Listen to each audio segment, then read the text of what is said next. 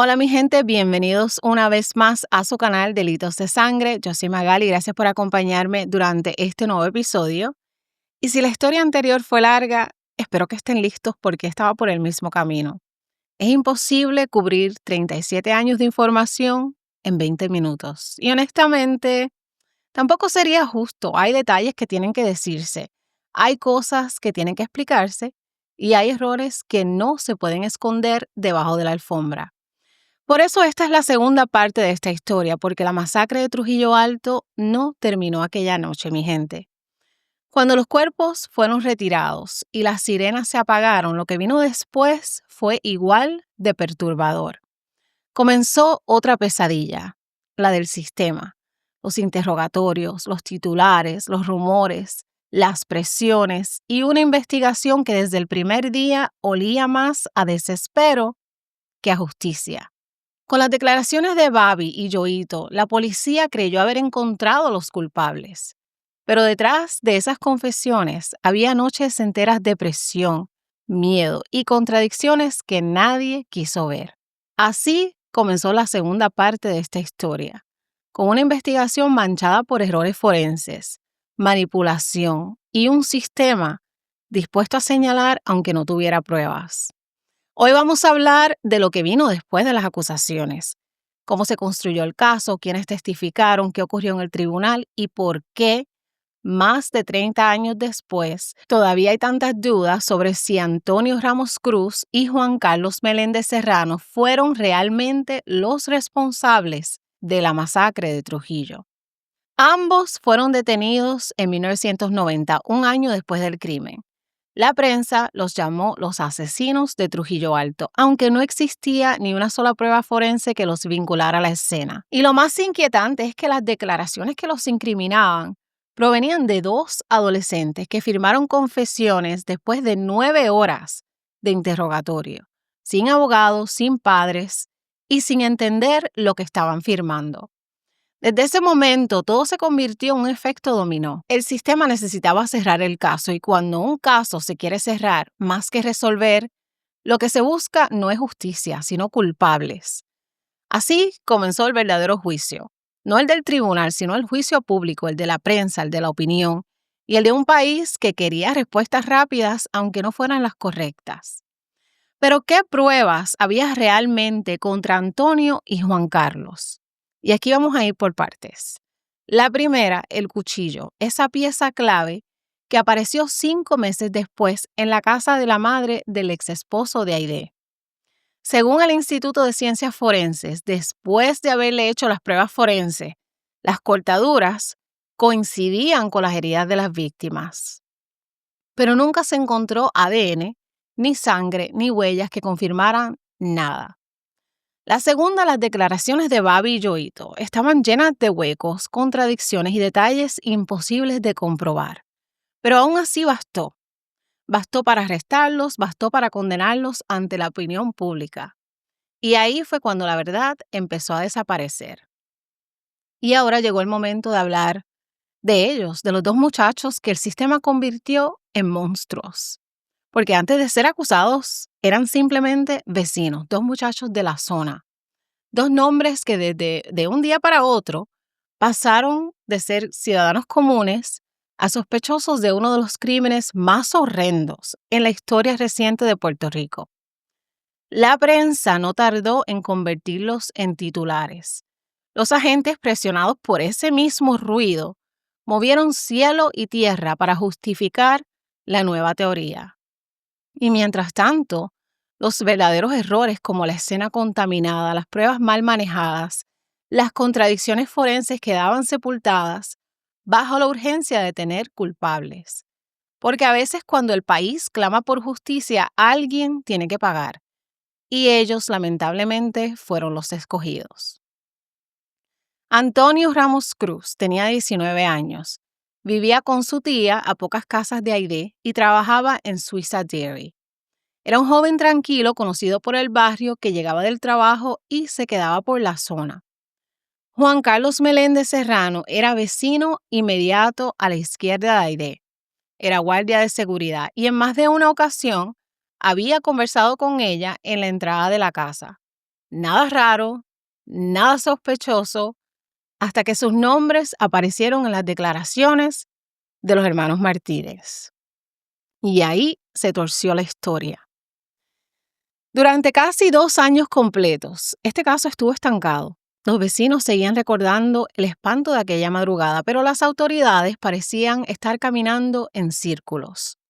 El crimen había estremecido a todo Trujillo Alto y a Puerto Rico, y sin embargo pasaban los días sin un solo arresto que hiciera sentido. Los investigadores del CIC trabajaban bajo la dirección del agente Pablo Quiñones, pero la pesquisa era un laberinto sin salida.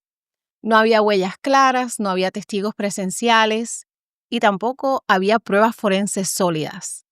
¿Por qué? Porque la escena del crimen, la evidencia más importante, se había contaminado desde el primer día. La casa quedó abierta, los cuerpos fueron movidos antes de que llegara ciencias forenses y muchas de las muestras se manejaron sin cadena de custodia. Es un desastre. Un crimen de alto perfil investigado como si fuera un caso menor. Y cuando por fin la fiscalía presentó a Yoito como testigo clave, su relato, igual que el de su hermana Babi, estaba lleno de contradicciones. Los tiempos no cuadraban, los detalles no coincidían, su aparente tranquilidad frente a un crimen tan brutal dejaba más preguntas que respuestas. Uno de los puntos más turbios del caso fue el manejo de la evidencia biológica, especialmente la ropa interior de Aidé. Desde el inicio, la cadena de custodia fue un desastre. Faltaban documentos, había silencio, había dudas y nadie parecía saber exactamente dónde había estado la evidencia por casi 2 años. El fiscal Beltrán declaró haber encontrado a Aidé dentro de la bañera del segundo piso, aún con su ropa interior puesta. Y eso coincidía con lo que dijo la patóloga, la doctora Ofelia Vera, quien aseguró que se recogieron cabellos del interior de esa prenda durante la autopsia. En otras palabras, esa ropa sí había sido entregada inicialmente al Instituto de Ciencias Forenses. Pero aquí viene lo más absurdo.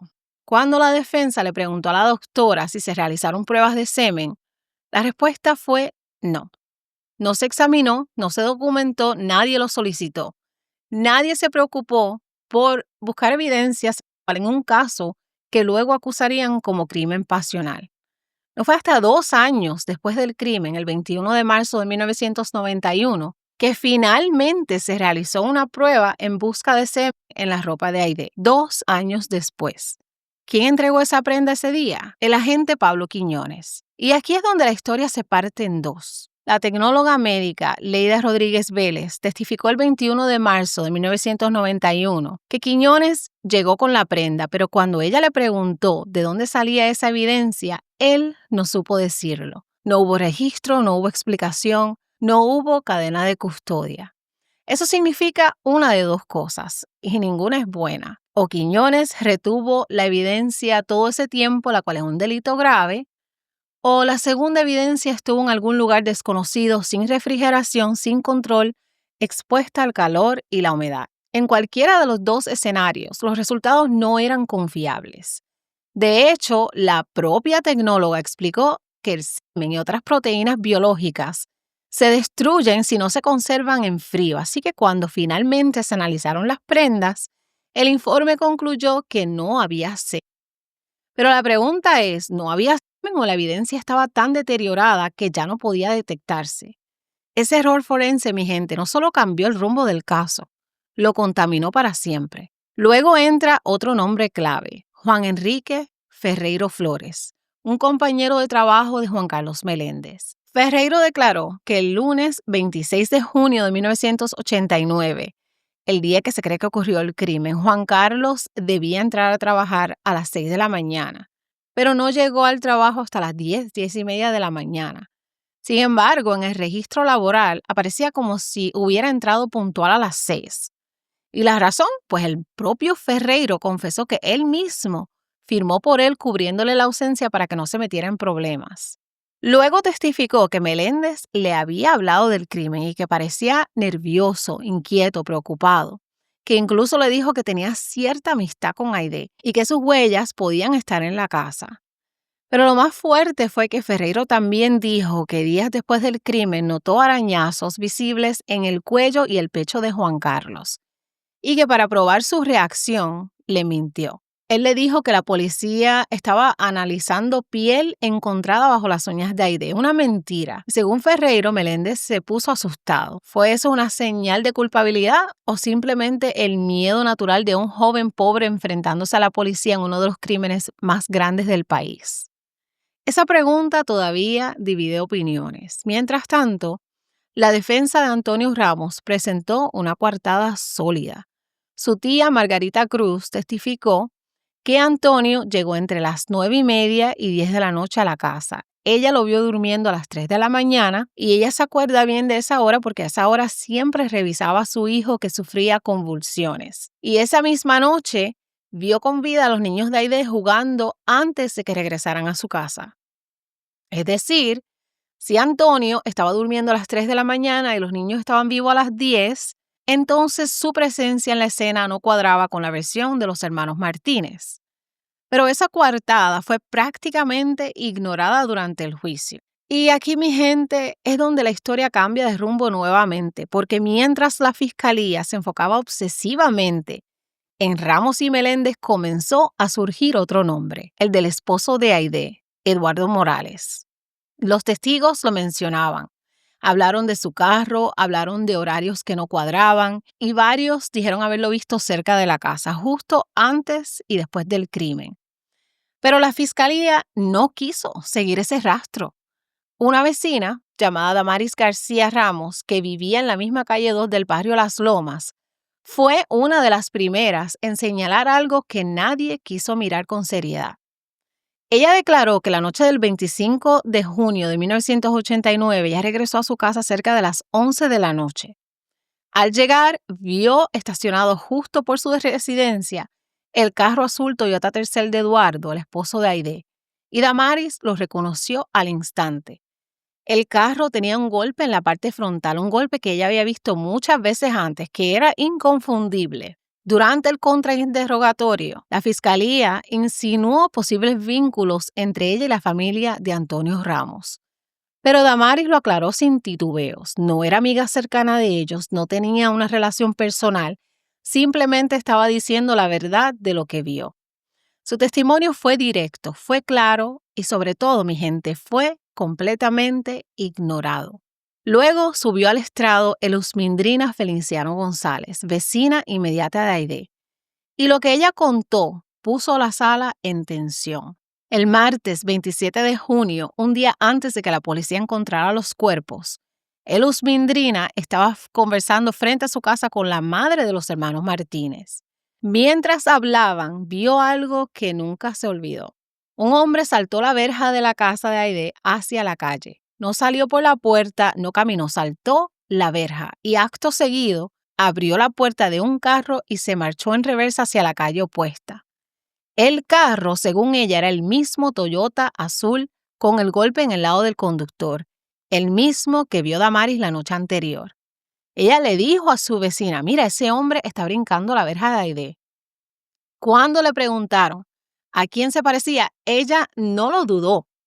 Pensó que era el esposo de Aide, pensó que era Eduardo Morales. No porque lo hubiera visto peleando o amenazándola esa noche, sino porque sabía que ellos estaban separados, que discutían y que él conocía bien esa casa. Al día siguiente, cuando se supo lo ocurrido, Elusmindrina le contó lo que vio a su hijo y luego al fiscal Beltrán, quien la entrevistó allí mismo, frente a la casa donde ocurrió la masacre. Ella mantuvo la misma historia todo el tiempo, el mismo carro, el mismo golpe, el mismo salto de la verja. ¿Y qué hizo la policía con esa información? Nada. No tomaron fotos, no verificaron placas, no hubo acta, no hubo seguimiento. El testimonio se quedó en el aire como si nunca hubiera pasado. Semanas más tarde, durante una vista para discutir la fianza, Elusmindrina estaba sentada entre el público del tribunal y en un momento vio a un hombre entrar al salón y se quedó petrificada. Se inclinó hacia uno de los alguaciles y le dijo, ese es el hombre que yo vi saltando la verja. Ese hombre era Eduardo Morales, el esposo de Aide y el padre de Eduardito y Melissa. La sala quedó en silencio. Ese momento, mi gente, valía oro, porque no era una especulación, era un señalamiento directo, una identificación presencial en la sala, ese es. Y aún así, la fiscalía no movió ni un dedo.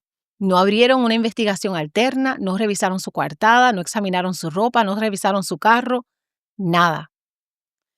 Entonces, para evaluar si Luzmindrina podría realmente haber visto lo que decía, el tribunal ordenó una visita al lugar de los hechos. 3 personas diferentes saltaron la verja frente al jurado para ver si era posible identificar a alguien desde la posición exacta donde ella estaba esa noche, la cual estaba a una distancia de 10 casas. El resultado no fue concluyente, pero lo importante fue esto. La recreación demostró que su testimonio no era imposible, que sí había ángulos, sí había visibilidad y sí había distancia suficiente para ver el salto y el carro. Pero incluso con esa validación, la fiscalía siguió ignorando el rastro que apuntaba al esposo. Después llegó otro testigo, Frank Álvarez Navarro, un mecánico de Villa Palmeras. Él declaró que conocía a Eduardo Morales desde hacía más de 20 años y que el carro azul, ese Toyota Tercel, había estado en su taller una semana después del crimen y que cuando él leía las noticias en el periódico sobre el triple desvivimiento, ese carro seguía allí en su taller. Una semana más tarde, según su testimonio, fue el hermano de Eduardo Morales quien pasó a recoger ese carro. Pero otra vez, sin actas, sin formularios, sin bitácoras, solo su palabra. Pero su palabra coincidía con lo que habían dicho las vecinas. El mismo carro, el mismo golpe, el mismo periodo de tiempo y el mismo dueño. 3 testimonios, 3 piezas que encajaban y aún así, la fiscalía decidió que el esposo Eduardo Morales no era sospechoso. Ese rastro, el que apuntaba a Eduardo Morales, era un rastro incómodo, un rastro que podía tumbar toda la teoría del crimen sexual, un rastro que podía explicar la falta de violencia, un rastro que podía explicar por qué no hubo gritos, un rastro que podía explicar acceso a la casa, un rastro que podía explicar por qué no hubo puerta forzada, un rastro que podía explicar por qué los niños no corrieron, un rastro que podía explicar incluso la relación emocional que la patóloga vio en las heridas de los niños, heridas defensivas, heridas personales, heridas que se ven cuando el agresor tiene vínculo con la víctima. Pero seguir esa línea habría significado admitir algo que la fiscalía jamás quiso aceptar, que el crimen podía venir de adentro del núcleo familiar, no de 2 jóvenes del barrio. Así que se hizo lo más fácil, lo más rápido, lo más conveniente. Se ignoró y se enterró. Después de que los testigos señalaron al esposo de Aidé, después de que la policía ignoró los testimonios, después de que la evidencia se contaminó y después de que la investigación se quedó sin rumbo, la fiscalía hizo lo que tristemente es común en cosas así. Construyó una historia, una narrativa emocional, una versión que el jurado pudiera sentir aunque no pudiera probar. Y esa historia era simple. Antonio y Juan Carlos querían tener relaciones con Aidé. Ella se resistió, la desvivieron en un ataque violento y luego desvivieron a los niños. Una teoría terrible, perturbadora y que levantaba emociones. Pero tenía un problema gigante. No había evidencia, ni una gota de sangre, ni ropa desgarrada, ni trauma sexual, ni ADN, ni huellas, ni sangre. Nada. Solo el testimonio de 2 menores, Babi y Yoito, cuyas versiones cambiaron varias decenas de veces. La fiscalía necesitaba un motivo porque Aidé no tenía dinero, no desapareció nada de valor, no hubo robo, no hubo forcejeo sexual. Entonces, en la sala, el fiscal Rodríguez se paró frente al jurado y les dijo que la motivación era el deseo sexual incontrolable. Literalmente usó esas palabras. Construyó una historia dramática, como si estuviera narrando una novela basada únicamente en lo que dijeron 2 niños que ni siquiera estaban en el lugar. Y ahí vino el golpe emocional. Ella defendió su honor. Ella se negó, por eso murió. Un discurso diseñado para provocar indignación, furia, repulsión. Y funcionó. Porque esa historia corrió por la prensa antes de que el jurado deliberara. El abogado de defensa Alvarado sabía que estaba peleando contra una narrativa, no contra pruebas. Y cuando llegó su turno, dejó algo claro desde su primera palabra. Aquí se ha construido una ilusión, una mentira. Y empezó a desmontar las teorías una por una. Aide estaba totalmente vestida, la ropa interior no estaba rota, el Instituto de Ciencias Forenses no encontró semen, las heridas no correspondían a la violencia, el cuerpo no presentaba trauma genital, el ADN no vinculaba a ninguno de los acusados, las declaraciones de los menores eran contradictorias, el arma apareció 5 meses después en la casa de la madre del esposo. La escena del crimen estaba contaminada y había testigos que ubicaron al esposo de Aide en el lugar. Y entonces dijo la oración que debía haber cambiado el caso. Están inventando el motivo porque no tienen evidencia. Pero aunque sus palabras eran contundentes, no podían competir con algo más poderoso: la presión mediática. Antes de que el jurado escuchara una sola palabra, los periódicos ya habían publicado titulares como "Capturados los asesinos de la masacre de Trujillo Alto". Vecinos relatan el horror, admiten culpabilidad. No había un solo resultado forense, no había huellas, no había una arma confirmada, no había ADN, pero los titulares ya estaban escritos. Y en Puerto Rico, mi gente, lo que sale en la prensa pesa más que lo que sale en la sala. Los jurados no viven en una caja hermética. Ellos escuchan, ellos leen, tienen familia, tienen vecinos. Y en 1992, cuando este caso fue a juicio, todo Puerto Rico creía que Antonio y Juan Carlos eran culpables. Después de 10 días de juicio, de declaraciones contradictorias, de evidencia incompleta, de testigos claves ignorados y una teoría llena de agujeros, el jurado se retiró a deliberar y no necesitó mucho tiempo. El 24 de febrero de 1992, en el Tribunal de Primera Instancia de Carolina, el juez Hiram Sánchez Martínez leyó el veredicto. Culpables: Antonio Ramos Cruz, 297 años de prisión; Juan Carlos Meléndez Serrano, 300 años de prisión. 3 condenas consecutivas por cada víctima. Una sentencia que cayó como un martillo ante un país que quería cierre. Pero no justicia, cierre, porque el cierre es rápido. La justicia toma tiempo. La prensa celebró. Justicia para la madre. Trujillo Alto respira. 2 peligrosos asesinos tras las rejas. Los fiscales celebraron, la policía celebró, la opinión pública celebró. Pero había algo en el aire que nadie mencionaba: las dudas, las inconsistencias, el ADN, la ropa interior, los testigos ignorados, las pruebas mal manejadas, el cuchillo sospechoso, la puerta sin forcejeo, la cadena de custodia rota. El esposo fue señalado por 3 personas. Todo quedó encerrado bajo ese veredicto. Y así, mi gente, fue como Puerto Rico cerró el caso.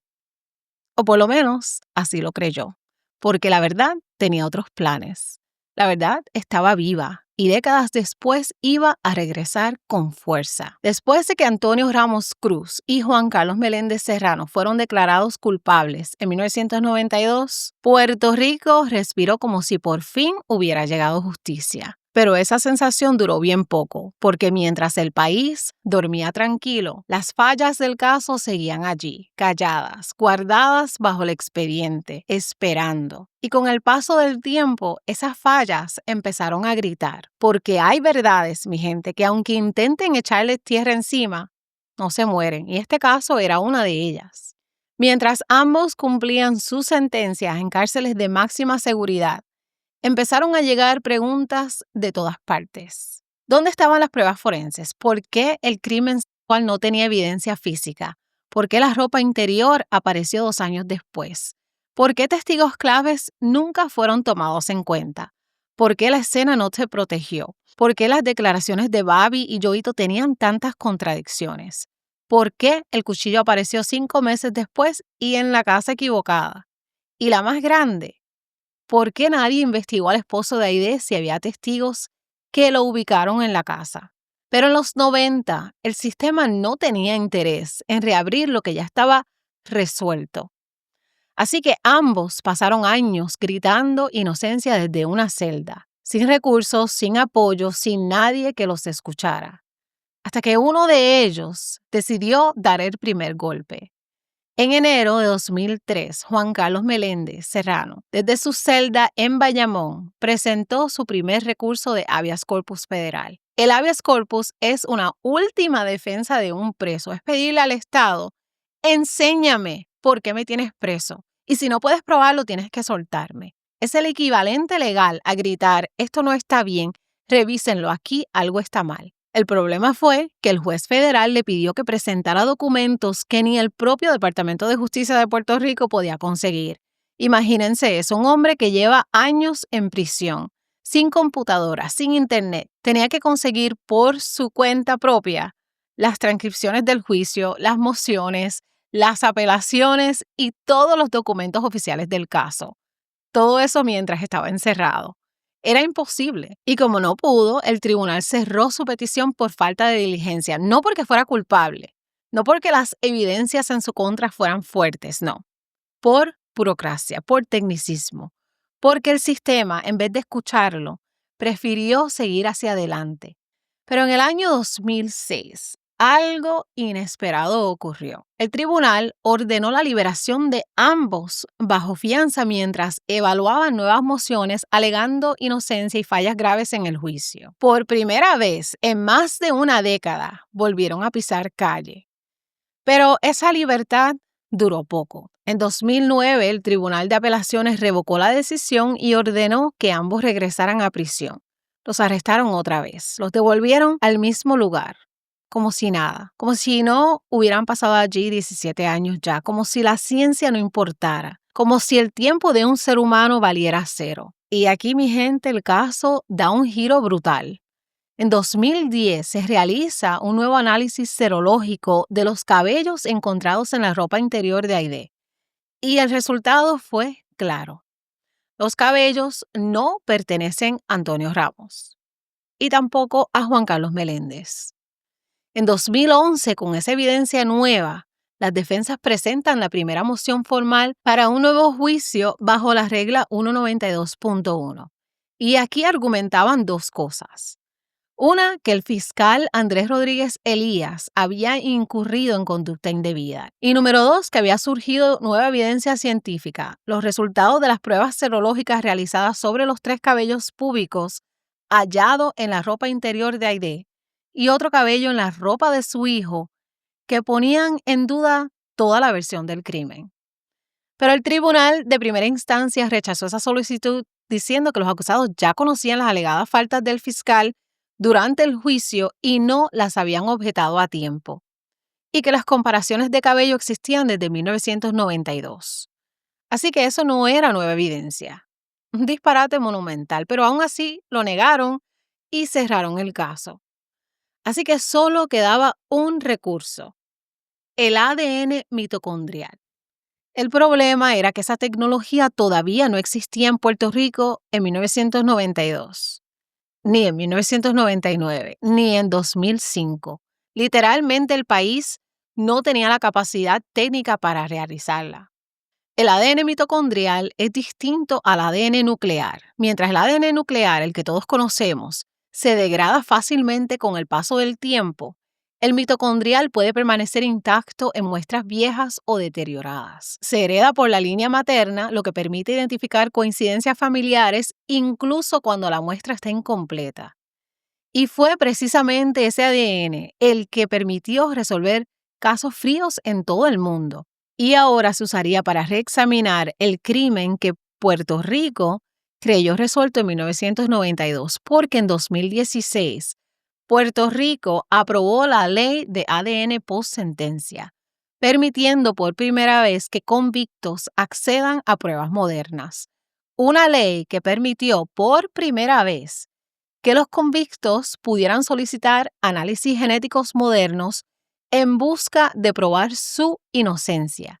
El espíritu de la ley era claro: dar acceso a pruebas científicas que pudieran demostrar inocencia y ayudar a identificar al verdadero culpable.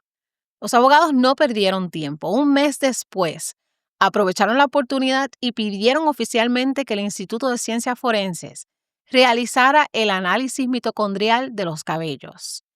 El Departamento de Justicia no se opuso y el resultado fue exclusión científica total.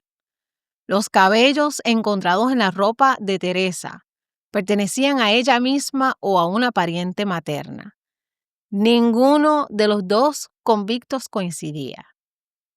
Con esa evidencia en mano, esto era suficiente para cambiar el veredicto. Era el golpe que la defensa llevaba décadas esperando. Pero el Estado se negó otra vez. Los abogados regresaron al tribunal, presentaron una segunda moción para un nuevo juicio, nuevamente bajo la regla 192.1. Esa regla dice en esencia que si al analizar nueva evidencia junto con la presentada originalmente, esa evidencia podría generar duda razonable en el jurado, entonces se justifica un nuevo juicio. Y eso era exactamente lo que la defensa argumentaba. El ADN mitocondrial demuestra de manera irrefutable que los cabellos no pertenecen a los dos hombres condenados por este crimen y por lo tanto no fueron ellos. Y esta vez el tribunal de primera instancia les dio la razón. Pero aquí viene lo más escalofriante. En otra prenda había ADN, sangre que no coincide con Aide, Melissa, Eduardo, Antonio o Juan Carlos. Entonces, ¿de quién es? Pues el ADN no da nombre, pero es de un hombre adulto, un hombre desconocido, un hombre que estuvo allí, un hombre que nunca fue investigado. Y lo más escalofriante es que este perfil coincide parcialmente con la línea materna de Aide. Esto significa que podría haber sido un familiar, alguien cercano, alguien del entorno inmediato, alguien con acceso directo a la casa. En 2017, el tribunal de primera instancia revisa todo. La evidencia vieja, la evidencia nueva, los errores, las inconsistencias, el ADN, los testimonios ignorados, todo. Y concluye que este caso merece un nuevo juicio.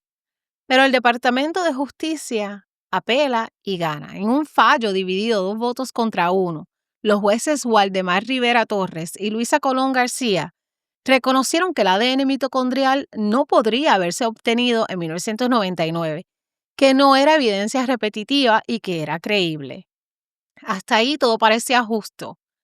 Pero luego vino la contradicción. El Tribunal de Apelaciones decidió no aceptar que ese ADN mitocondrial fuera más confiable que la comparación microscópica de cabello, a pesar de que los peritos explicaron científicamente lo contrario. El tercer juez, en voto disidente, advirtió que esa conclusión iba contra toda lógica y contra la ciencia moderna. Pero fue mayoría quien prevaleció y el caso se queda en nada. Por ahora. El 7 de mayo de 2019, el Tribunal de Apelaciones revocó el nuevo juicio y el 1 de noviembre de 2019, el Tribunal Supremo de Puerto Rico cerró las puertas negando revisar el caso. Pero Antonio Ramos Cruz no se rindió. He seguido luchando y seguiré luchando hasta probar mi inocencia y también que limpien también mi nombre. Han dicho cosas que no son ciertas. Y a mí, pues, eso a mí me hiere como persona, pero a la misma vez me da satisfacción de que siempre hay alguien que me escucha. Y aquí, mi gente, mi tribu forense, empieza la parte más poderosa de esta historia. Porque ya hemos visto cómo la investigación se contaminó, cómo la fiscalía fabricó un motivo, cómo se ignoró la ciencia y cómo los tribunales de Puerto Rico cerraron las puertas una y otra vez. Pero lo que viene ahora es otra liga. Aquí es donde entra gente que no le teme al expediente, ni a la política, ni a los nombres en mayúscula. Aquí entra el Proyecto Inocencia de Puerto Rico y cuando ellos entran, la historia cambia. En el 2020, después de casi 30 años de condena, el Proyecto Inocencia decide hacer lo que nadie más quiso. Leer el caso completo, página por página, contradicción por contradicción y comparar todo con la ciencia. Lo que encontraron fue tan grave que el equipo legal decidió llevar el caso al sistema federal, no al estatal, no al apelativo, no al Supremo, sino a la Corte Federal para el Distrito de Puerto Rico. Y eso, mi gente, no se hace a la ligera. Cuando tú llevas un caso a nivel federal, estás diciendo el Estado falló tan brutalmente que ya no confiamos en él.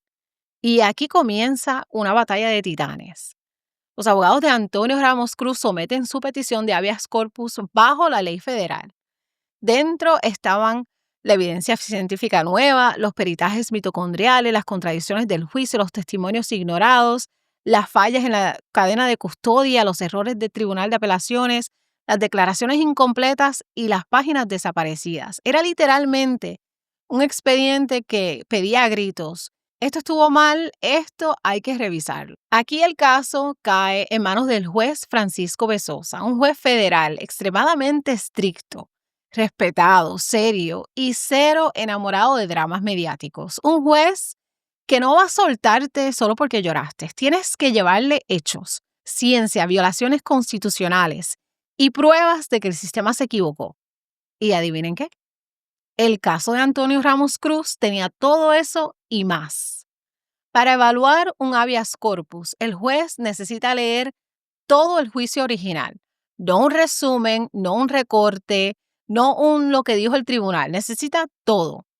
Así que el juez Bezosa ordena que le entreguen las transcripciones completas del juicio de 1992, certificadas, traducidas al inglés, completas, en un plazo de 60 días. Suena básico, ¿verdad? Pues aquí es donde se cae la cara del Estado, porque la realidad fue que no existían traducciones, ni parciales, ni completas, ni nada. Y cuando el juez preguntó por qué, la respuesta que recibió fue una ofensa directa. Su señoría, traducir esas 8,000 páginas costaría alrededor de $130,000. No tenemos presupuesto. $130,000. Ese era, según el Estado, el precio de la justicia, el valor de la libertad de un hombre, el costo para poder revisar si alguien lleva 30 años en prisión por un error. Cuando el juez Bezosa leyó esa respuesta, se molestó. Y no un coraje de déjame escribirte una nota, no, un coraje judicial, de esos que quedan en récord, de esos que tienen consecuencias.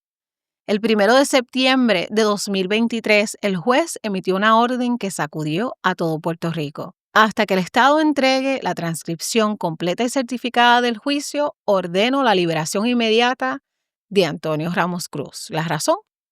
Porque no se puede mantener preso a alguien si el Estado no es capaz de producir las pruebas del juicio que supuestamente lo condenó. Eso no es justicia, eso es detención arbitraria. Un juez federal dijo básicamente, si ustedes no pueden demostrar por qué lo tienen preso, no tienen derecho a tenerlo preso. La noticia explotó en la prensa, los titulares se dividieron. Juez federal libera convicto de masacre. Proyecto Inocencia celebra victoria histórica. Justicia dice que decisión es peligrosa. ¿Peligrosa para quién?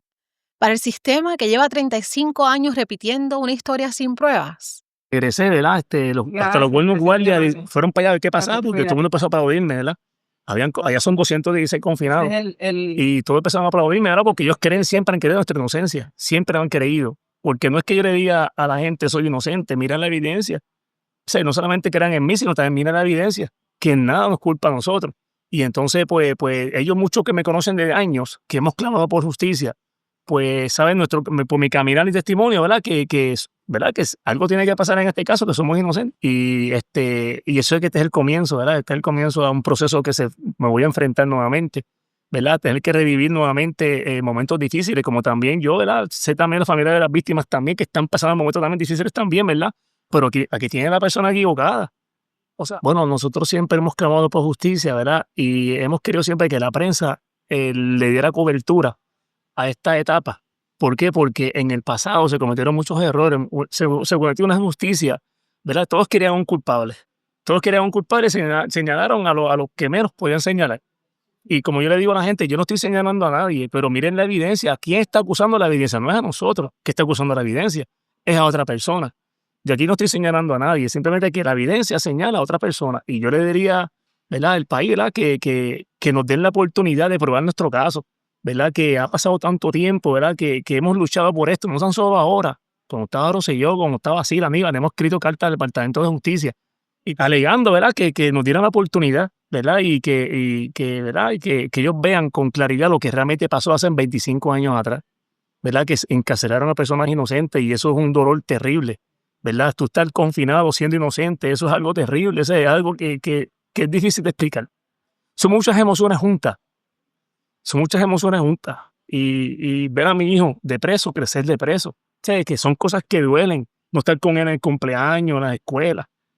Y me he refugiado siempre en los caminos del Señor, siempre buscando la fortaleza en los caminos del Señor, porque en Él es que he tenido la fortaleza.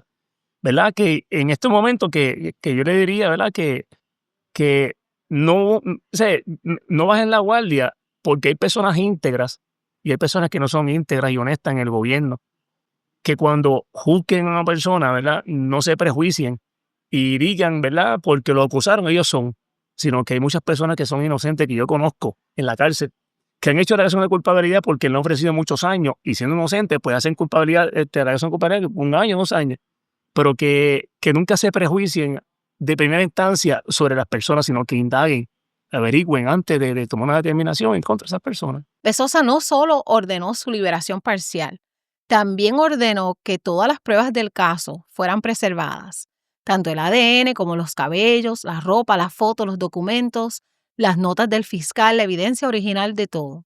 Y dejó claro que cualquier intento de destruir evidencia sería considerado obstrucción de la justicia federal. Eso, mi gente, eso es serio. Ese tipo de orden no se da al menos que el juez sospeche que algo podría estar en riesgo. ¿Y qué pasa cuando un juez sospecha de eso? Es porque en los documentos vio algo que no cuadraba y vio mucho. Cuando el equipo federal empezó a comparar documentos, empezaron a notar inconsistencias, como declaraciones cambiadas, páginas faltantes, notas que no aparecían, fechas alteradas, testimonios que no coincidían con los del juicio, traducciones parciales sin certificar, partes ilegibles, secciones completas desaparecidas. Y aquí es donde empiezan las teorías más incómodas, porque según el propio expediente federal, algunos nombres y declaraciones fueron modificados en las transcripciones originales, entre ellos testigos claves como Magali, la prima de la víctima, y Bárbara, la menor que ubicaba a los acusados en la escena. En las versiones nuevas, sus declaraciones no coincidían con las que se presentaron en la sala 3 décadas atrás. ¿Quién cambió esas transcripciones y por qué? ¿Quién manipuló qué? ¿Quién alteró testimonios? ¿Quién dejó páginas fuera? El juez Bezosa ordenó una investigación y aunque no se han publicado los resultados, varias fuentes jurídicas señalan que lo que se descubrió podría implicar falsificación de documentos judiciales. Y eso, mi gente, esto no es un error, esto no es un ups, esto no es un se traspapeló. Esto apunta a algo mucho más grande. Apunta a manipulación del expediente y si eso se confirma, estaríamos hablando del escándalo judicial más grande en la historia moderna de Puerto Rico. Porque al final lo que está en juego no es solo el nombre de un hombre, es el valor del sistema de justicia de Puerto Rico. Porque no se trataría solo de un error, sino de una fabricación sistemática para sostener una condena injusta. Y todo, mi gente, por no admitir que el sistema se equivocó. Mientras tanto, en los tribunales de Puerto Rico la reacción fue defensiva. El Departamento de Justicia publicó un comunicado donde literalmente dijeron que respetaban la decisión del Tribunal Federal, pero que entendían que el señor Ramos Cruz fue convicto debidamente y que el ADN no altera los hechos del caso. ¿Cómo que el ADN no altera los hechos del caso? El ADN es el hecho. La ciencia no miente, la biología no tiene ideología. Y si la ciencia dice que Antonio Ramos no estuvo allí, ¿a quién están protegiendo? El 13 de diciembre de 2024, después de analizar todos los testimonios, la evidencia vieja, la evidencia nueva, el ADN, los peritajes, las contradicciones del Tribunal de Apelaciones, la conducta del fiscal, las fallas del juicio, el expediente incompleto, el juez federal escribió lo que nadie en Puerto Rico se atrevió a escribir en 35 años. La determinación del Tribunal de Apelaciones se basó en una apreciación irrazonable de los hechos. La petición del habeas corpus se concede. Se ordena un nuevo juicio. En inglés, the writ of habeas corpus is granted. Esas palabras son dinamitas. El juez dijo, la ciencia no contradice la teoría del crimen. La evidencia no sostiene la condena. El Tribunal de Apelaciones mintió en su razonamiento. Se ignoraron hechos esenciales. El caso debe volver a juicio o el hombre debe ser liberado. ¿Y el Estado? ¿Cómo respondió? Con lo mismo de siempre: dilación, excusas, mociones para ganar tiempo. Era una sanción procesal, pero también una declaración de principios. El Departamento de Justicia apeló la orden argumentando que el juez Bezosa se excedió en su autoridad, pero el propio juez reafirmó su decisión. No es un exceso de autoridad liberar a alguien quien ha estado preso 3 décadas sin que el Estado pueda producir el expediente completo de su juicio. Porque mientras 2 hombres han envejecido en prisión, el verdadero agresor sigue libre. Libre, caminando por la calle, posiblemente con familia, con trabajo, con vida. Libre desde 1989. Y con un detalle que el juez federal subrayó entre líneas: ese hombre pudo haber estado más cerca de lo que todos piensan. 3 vidas fueron apagadas. 2 hombres podrían haber perdido más de 3 décadas injustamente.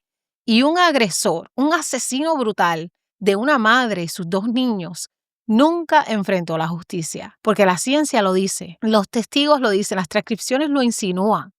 Y el silencio del Estado lo confirma. 35 años después del crimen, la historia da un giro inesperado. La evidencia que una vez se usó para condenar a 2 hombres, hoy podría liberarlos por completo. Y así, en la antesala del 2025, mientras los tribunales federales deliberan sobre la libertad de Antonio Ramos Cruz, una pregunta sigue resonando en el aire de Trujillo Alto. ¿Cuántas veces puede el sistema equivocarse antes de reconocer que encarceló a los hombres equivocados? Después de décadas de apelaciones, pruebas perdidas y errores judiciales, el caso de la masacre de Trujillo Alto llega a su punto más decisivo. 35 años después de aquella madrugada del 26 de junio de 1989, la historia se parte en 2. Por un lado, una madre y sus 2 niños brutalmente desvividos, víctimas de un crimen que marcó a Puerto Rico para siempre. Y por otro, 2 hombres que podrían haber pasado más de media vida tras las rejas por un crimen que, según la ciencia, no cometieron.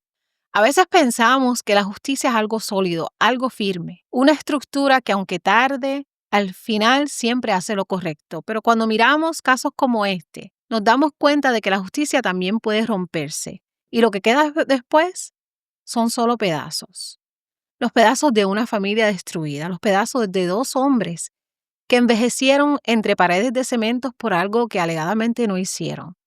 Y los pedazos de un país que sigue sin entender cómo pudo permitirlo. El caso de Aide, Teresa Maimí Rodríguez, Melissa y Eduardo no es solo la historia de una masacre. Es la historia de cómo un sistema entero puede fallar. Desde los policías que no preservaron la escena hasta los fiscales que prefirieron ganar un caso antes que buscar la verdad. Es la historia de un tribunal que aceptó una confesión sin abogado, de un jurado manipulado con religión, de una defensa sin recursos y de una prensa que aplaudió una condena antes de hacer preguntas. Y lo más triste es que este no es el único caso que Puerto Rico ha tenido. Hay otros nombres, otros rostros, otras condenas mal dadas. Gente inocente que pagó con su vida y su libertad por errores que nadie quiso corregir. Porque en este sistema admitir un error parece ser más difícil que cometerlo. 36 años. Este es el tiempo que lleva Antonio diciendo lo mismo. 36 años de gritar en silencio, de pasar la vida por una ventana con barrotes y aún así mantener la fe. Cuando el juez federal ordenó su liberación parcial, no lo hizo solo por un tecnicismo, sino por algo más profundo. Porque entendió que ningún Estado, ninguna institución puede tener el derecho de mantener encarcelado a alguien si no puede demostrar con pruebas claras por qué está allí. Esa decisión fue un mensaje, y no solo para Puerto Rico, fue para el mundo. Un recordatorio de que la justicia no es una estatua ciega, es humana. Y por eso mismo también puede corromperse, puede cansarse, puede temer. Pero si algo deja claro este caso es que la verdad siempre encuentra grietas por donde filtrarse, aunque pasen años, aunque los poderosos intenten sellarlas, aunque los expedientes desaparezcan. La verdad no muere, solo espera. Y tal vez algún día, cuando la ciencia termine lo que la justicia no pudo, sabremos quién fue el verdadero asesino. Tal vez ese ADN anónimo tenga nombre y rostro, y ese día Puerto Rico tendrá que mirarse al espejo y reconocer que durante más de 3 décadas culparon a los equivocados. El espejo está roto, sí, pero todavía refleja algo. Refleja lo que somos, lo que permitimos y lo que todavía podemos cambiar. Porque la pregunta ya no es solo si Antonio Ramos Cruz es inocente. La pregunta verdadera es cuántos Antonios más hay allá afuera, cuántos están pagando por los errores que otros encubrieron, cuántos viven sin voz esperando que alguien algún día vuelva a leer su expediente con ojos limpios. Si algo yo he aprendido contando estas historias es que el silencio nunca fue neutral y que cada vez que un inocente es condenado, la justicia deja de ser justicia y se convierte en otra víctima más. Mi gente, este caso no es del pasado, todavía este caso está vivo. Y si Puerto Rico quiere sanar, tiene que mirarlo de frente porque la justicia verdadera no le teme a la verdad. Y mientras la verdad siga abriéndose paso entre el ruido, una pregunta queda suspendida en el aire. ¿Qué pasa cuando el Estado se equivoca, pero le toma más de 3 décadas reconocerlo? En este caso, la justicia no llegó a tiempo, pero tal vez por fin esté llegando.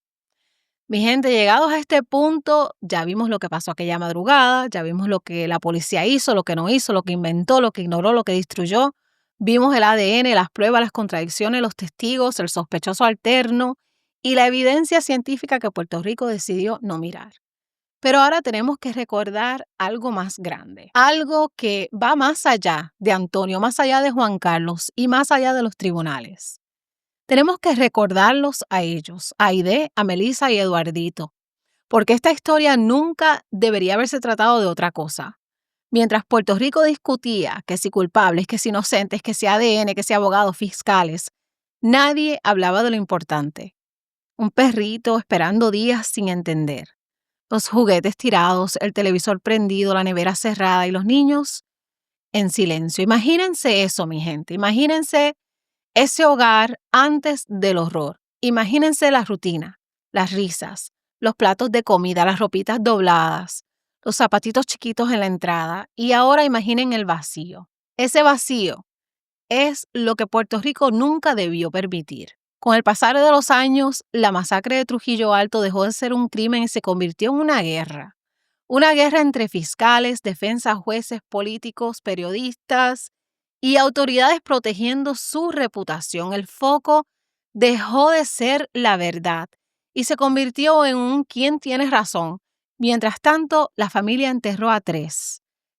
Y todavía yo sé que aunque ellos digan que Antonio y Juan Carlos fueron los culpables, se me hace imposible creer que no existe en ellos esa duda, la espinita que le diga a ellos y si ellos no fueron. Porque si tú cometes un crimen, la historia cambia, los detalles se mueven, la versión se adapta, pero cuando tú eres inocente, solo tienes una historia, la misma todos los días. Porque ya no es pregunta, el sistema falló. Falló al no proteger la escena, al ignorar la ciencia, al manipular los testimonios, al no investigar un sospechoso alterno, al alterar las transcripciones, al perder evidencia, al no traducir el expediente a tiempo, al desobedecer al juez federal y falló sobre todo al no buscar al verdadero asesino, porque mientras Puerto Rico celebra un cierre, la verdad apenas comenzaba a gritar. Ese hombre todavía está libre, desde 1989.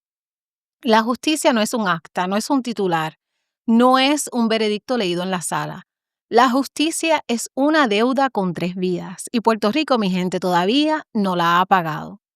Si Puerto Rico quiere sanar, tiene que mirar este caso de frente, sin miedo, sin excusas, sin egos, sin proteger a nadie, porque la verdadera justicia no teme a la verdad. Y yo, como siempre, voy a seguir contándola. Así que quiero dejarlo a ustedes con estas preguntas, mi gente. ¿Creen que Antonio y Juan Carlos tuvieron un juicio justo? ¿Confían en las confesiones de Babi y Yoito? ¿Qué piensan del ADN mitocondrial que apunta hacia un hombre del entorno cercano? ¿Ustedes creen que este caso necesita un nuevo juicio, sí o no? Y sobre todo, ¿creen que la persona que realmente cometió este crimen está libre? Comenten abajo, mi gente. Ustedes saben que yo siempre leo todos mis comentarios y este tema hay que hablarlo. Puerto Rico merece claridad. La familia de Aide, Melissa y Eduardito merece justicia. Y los acusados, si de verdad no lo hicieron, merecen algo que les quitaron más de 3 décadas atrás. Un juicio limpio. Este caso no está cerrado, no mientras existan preguntas sin respuesta, no mientras haya un asesino sin nombre, no mientras la verdad siga enterrada junto a esa familia. Mi gente, gracias por ver este video por completo, gracias por darle espacio a esta historia, por sentirla conmigo, por no mirar hacia otro lado. Y si este contenido te importa, si le importa la justicia, si le importa la verdad, compártelo, dale un like, suscríbete si no lo has hecho, los quiero mucho, muchas gracias, nos vemos en el próximo episodio. Déjenme saber qué otras historias quieren escuchar y los quiero mucho, muchas gracias y nos vemos muy pronto. Delitos de Sangre. Bye.